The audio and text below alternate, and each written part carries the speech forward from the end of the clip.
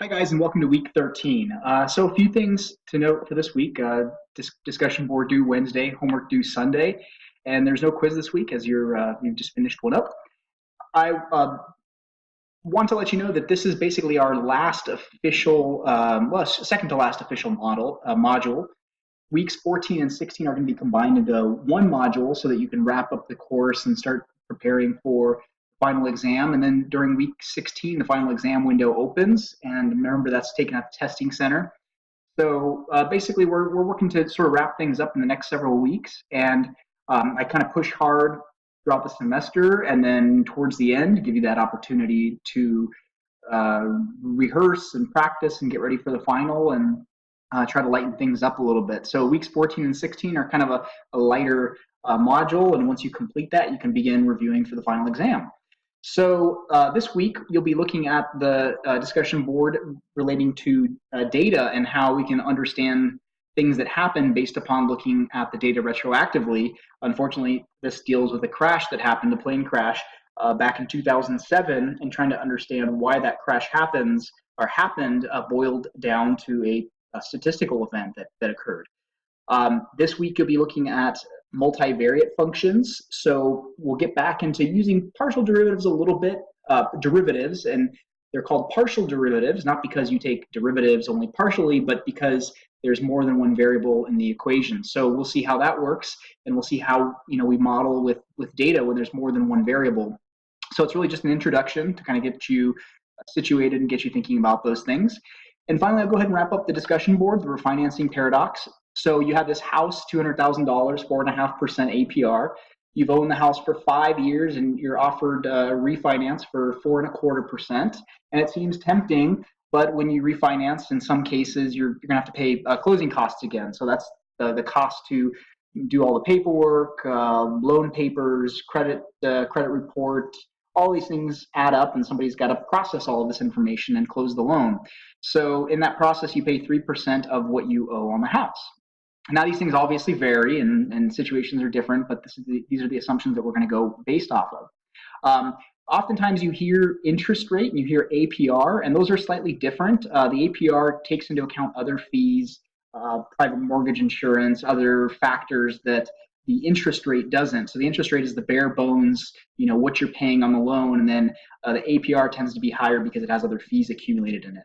So the first thing we need to do is we need to figure out what the payment on the house is. So keep in mind that your payment, so in this case, 360 months, because you're taking out a loan for 30 years, you can't say, I'm going to finance in 5 years. You take out a loan for a fixed term. And then within that term, you basically tell the bank, hey, I've got another bank that's going to pay off the loan for me. And then now I'm going to owe the money to potentially a different bank, or maybe the same bank.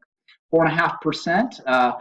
Present value is $200,000, and in 30 years we want the balance on the house to be $0. So in order to do that, we need to pay $1,013.37. Now keep in mind that if you multiply that by 360, that's going to come out to way more than the $200,000 because of the fact that you're paying your payment, at least initially, includes so much more interest than it does the principal. Because keep in mind that the portion of that goes towards interest is a function of how much you owe on the house.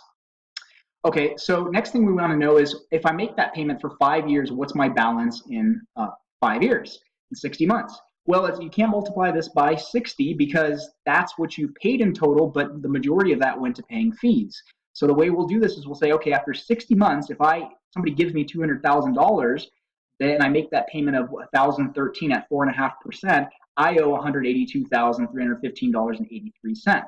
That's definitely not this times 60, which comes out to, you've already paid well over $60,000. So you owe that much. Next thing we need to consider are the closing costs. So we owe this amount, $182,315.83 at 3% closing costs. So that means I would have to pay the bank $5,469.47. So that's a big fee. That fee doesn't go towards the principal. That doesn't touch this $182,000.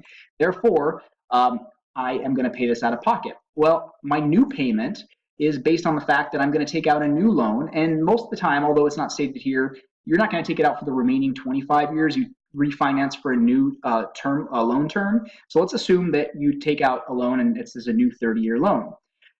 Because you owe less, of course, your payment's going to be smaller, but also because the interest rate is less at 4.25%, 360 months, future value, I don't want to owe anything. We want to clear the balance, $896.88. So we need to look at, in order to see how many months it's going to take me in order to have paid off this fee, that's after that I start benefiting from the fact that I'm paying a lesser amount. Because I know my payment's going to be $1,013, 30 $1,013.37. Now you can't see it here, but the monthly savings is the difference between what I was paying and what I am paying. So you can see that that's about $117 about. And so I need to figure out how many months I would need to save that amount in order for the closing costs to have sort of paid themselves off. So I will have saved $5,469.47 from my previous payment after about 47 months. So that means I have to keep the house for at minimum 4 more years before I start seeing any return on that. Some cases, so after that 47 months, then from there on out, I'd be actually saving the $117 a month, and that would basically start affecting me positively. Couple of things to consider. Sometimes people will roll the closing costs into the value of their new loan, which is worse because now you're paying interest on the $5,469. So it's typically a better financial idea to pay that up front, so you're not paying interest on the $182,000 and the $5,469. This is not quite as simple as we're playing it out to be here, because we also need to take into account the fact that we had savings on the interest portion of our payment as well, because we were paying 4.5%. Now we're only paying 4.25% of definitely a smaller amount. So we're actually paying a little bit more towards principal as well each month because our interest rate is a little bit smaller. So we're saving money in that form as well. But here we're strictly just looking at how many months it would take for the savings to work themselves out. Is it better in the long run? Absolutely. You would save more money by paying off the house at a lower interest rate. What would be even better in that case is to try to pay the house off in 25 years, because then you could compare apples to apples, how much you'd save on a 30-year loan here versus 5 years here, and then the next 25 years by getting the reduced payment at 4.25%. So interesting kind of situations. And we need to take these things into account, because sometimes, savings, we can't just save $1 by taking people up on their offer. Often there's a catch, and in this case, those are the closing costs. You can do things like streamlines, where you can basically refinance at low or no cost, especially if you have really good credit. This is possible, and they really want to do this because if you're a low-risk borrower, then it makes sense for a loan broker to be able to get your business and sell that loan to a different bank. That's often how it works. So anyway, really cool stuff to think about. The financial world is really interesting, and understanding this kind of stuff, this is all TVM solver using the ideas of compound interest. So I'll stop there. I look forward to seeing you in the next discussion board, and hope you have a great week. And as always, let me know if you have any questions. Take care.